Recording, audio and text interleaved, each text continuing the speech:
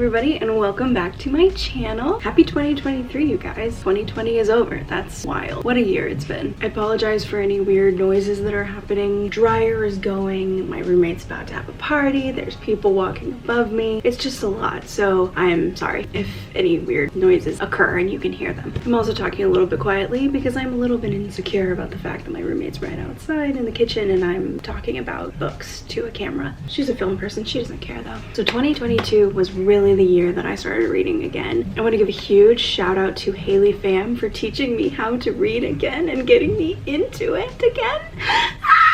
That being said, I wanted to make a video about all of the different books that I read this year. I read, I think, 19 books. I DNF'd 7 books this year. So all in all, that was 26 books that I attempted, and I succeeded most of the way. There are a couple books that I don't have physically because I don't own them, and one of them is an audiobook. So I think I'm gonna start because I think this is going to be a long video. Let's begin. The first book that I read this year was To Kill a Mockingbird by Harper Lee. This is a classic book. Everyone loves it. You know, I was thinking earlier about how I really just like to read books and enjoy them. And I feel like this is one of those books that's like, I feel like the way that people talk about it is like you have to read into the deepness and the symbolism of the book. And that's just not me. I just really don't care about symbolism. Like I do in a sense, but I'm not keen towards seeing that information. It's hard for me to recognize the symbolism in a book. I know that there's like symbolism with like Boo Radley, but I don't really know what it is and I don't really care to figure it out. But that's my rant about this book. I actually bought this particular copy in England, which is really random. So on the back of it, it says £7.99. Also, the quotation marks are singular quotation marks. You can see there, he says Scout. Very interesting and kind of fun and kind of cute. I read the brunt of this book in 2021 actually, and I just finished it this year. And this was kind of my slow ease into reading this year. The next book that I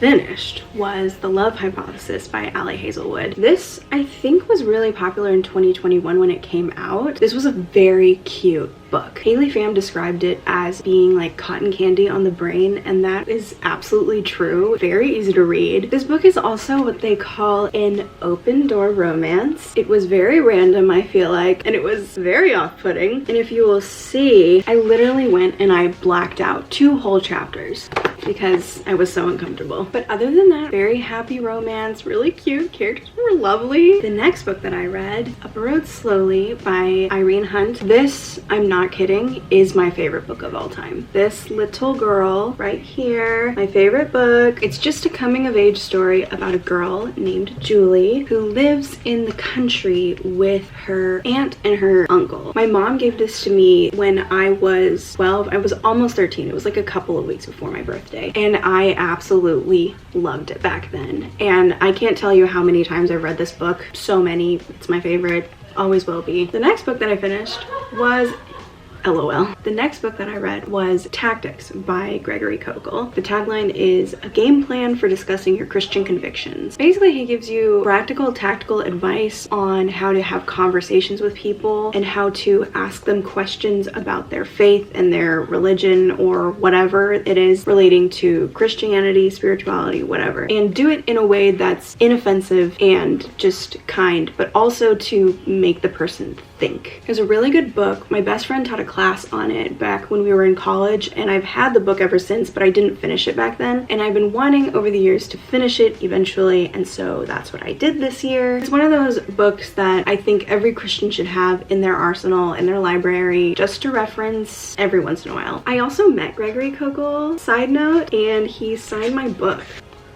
That's really cute. I have a picture with him. Lovely. The next book that I finished was A Wrinkle in Time by Madeleine L'Engle. I have a weird memory with this. My mom used to read aloud to us kids because we were homeschooled. She would read aloud to us during our like Bible time in the morning. I think I was kind of young when she read it, so I have like weird memories of this book mixed with like other memories of a trailer for a movie that I saw or something like that. This was a pretty good book. It was a little bit boring. I'm not gonna lie. I did like the ending of it though. That was very interesting. Like the climax was really good, and I saw a lot of Christian symbolism in it that I just really liked, and yeah, it was pretty good. The next book that I finished was Everybody Always. This is by Bob Goff. I think I started this like last year, a couple years before, I don't know. It's just a bunch of little stories of his life and how each of those show people how to love people better. Really good. It made me cry a couple of times. Lovely. Love Bob Goff. The next book that I read was A Mission for Meaning by Gabriel Conti. I am a big fan of Gabriel and Jess. Very funny, very lovely couple. So just for Jesus, and I love that about them. I was very excited to read this because I don't have any of their like merch. It was cool to pick up something that's like physical of the two of them, even though it's his story. It was a good, enjoyable read. The next book that I read was The Screwtape Letters by C.S. Lewis. I read this book when I was in like high school. I think my mom had me read it. I don't think I got anything out of it back then, and honestly, I didn't really get anything out of it this time around either. It's kind of like weird. Basically, if you don't know what it is, it's about a demon named Screwtape who is writing letters to his nephew, who is in charge of securing the soul of a young man, basically bringing him to hell and making sure that he doesn't go to heaven. He writes loftily, and sometimes it's hard to understand. I'm glad that I have it, and maybe one day I'll read it again and maybe I'll get something out of it. I just was like in the mood to read it. Like I picked it up at Hobby Lobby and I was like, I'm gonna read this, and I did. Next are the two books that I made a reading vlog on, Across 5 Aprils and Daisy Jones and the Six. Across 5 Aprils I finished first. It's also written by Irene Hunt, who is the author of my favorite book, Up a Road Slowly. This was another book that my mom read aloud to me when I was a kid, and it's just a coming of age story about a boy who's growing up in the Civil War. His brothers go off to war and he's left at the farm with his family, his parents, and his sister. I recommend it to anybody who's a Civil War buff, to anybody who likes historical fiction or coming of age stories. Good, solid book. Then I read Daisy Jones and the Six. I finished it afterwards. If you watched my reading vlog, then you know how I feel about this book. It was okay. I feel like maybe I did an okay job at expressing that, even other than the part that made me angry, it was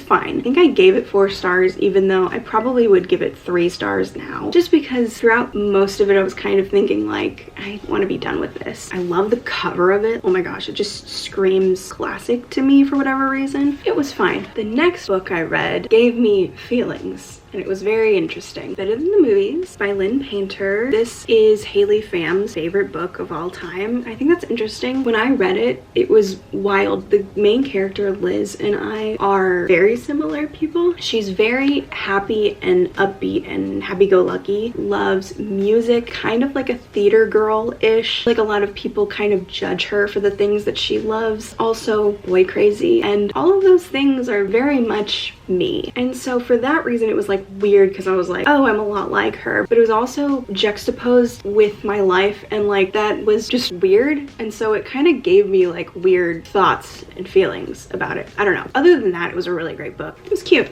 I liked it though. Then I read a classic, Christmas Carol by Charles Dickens. I know the story of A Christmas Carol. It's not my favorite story in the world, honestly, probably just because I've heard it so many times, but my mom bought this for me Christmas 2021. I thought this year I would read it. It was right around Christmas time that I started getting to this book. It's a classic. Good to read a classic every once in a while. At the same time, I read the book Diary of a Young Girl by Anne Frank. This is a hefty little girl. It's so thick. The print is like tiny and it fills up the entire page, so that alone made it just take forever for me to read. I have read it before, back when I was in junior high or high school or something. This is the definitive edition. It includes a few entries that her dad initially took out of the like original printed version of her diary. Just some unflattering entries about her mom and some other things where she talked openly about like puberty, kind of. Yeah, puberty. That's what she talked about.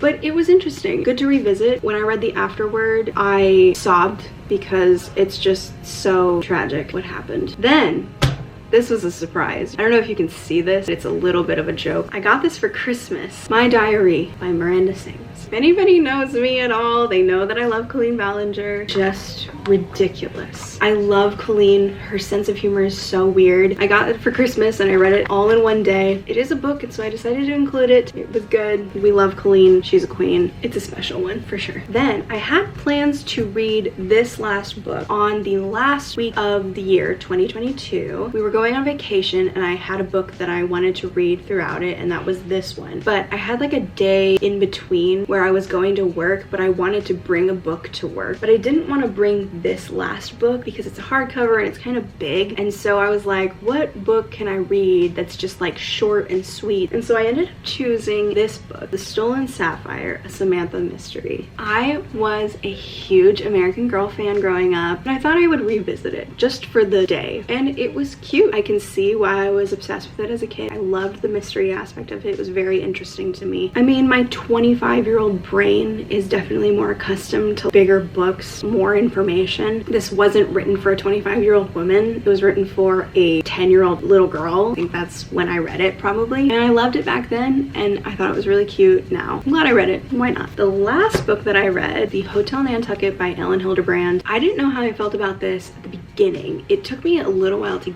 get into it. She writes in like present tense. So weird for me at first to get into, but after a while it was fine and it wasn't that big of a deal. There are so many characters in this. I didn't particularly love any of them except for the ghost. So often as I was reading it, it felt like it was going to be cheesy and weird, but it never was. This very reality TV-esque kind of drama. It was interesting. I really actually enjoyed it. The last chapter gave kind of, not a cliffhanger, but it was a little bit of a nod to possibility for another book. I'm excited to see if she puts out a second one about this. Oh my gosh, I can't believe it. I completely forgot. There are 3 other books that I read. Completely forgot. Oh my gosh, I'm so dumb. So in between A Wrinkle in Time and Everybody Always, I read Julie of the Wolves. I read this when I was a kid. My mom had me read it for school. It's basically about a girl who lives in Alaska and she runs away from her husband. She lives in the wilderness with these wolves, and that's the story, and it's really good. I also read The Bridge by Karen Kingsbury, in between Daisy Jones and the Six and Better Than the Movie, that has been on my TBR for years. Ever since I saw the movie. It's a Hallmark movie, and it was awful. It was a 1-star. It was really bad. It was awful writing. All of the characters were flat. None of them sounded different. They all had the same Karen Kingsbury voice, and it wasn't great, but oh well.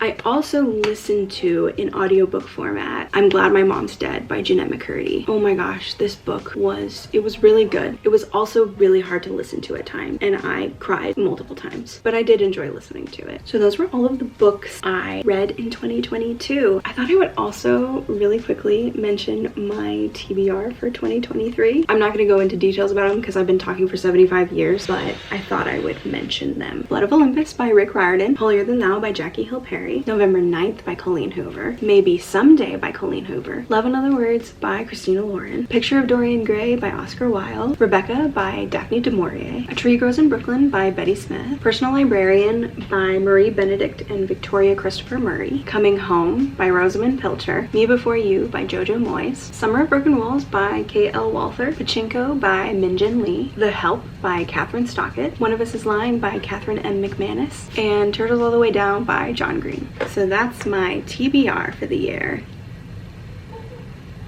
So there you go. Those were the books that I read in 2022 and my 2023 TBR. Let me know of any of your favorite reads that you had this year in 2022. That is it for me, you guys. Thank you for watching. Hope you guys enjoyed this video. Make sure to like it and to subscribe, and also follow me on all my social medias. I will put a link in the description. I hope that you have a wonderful day. Bye.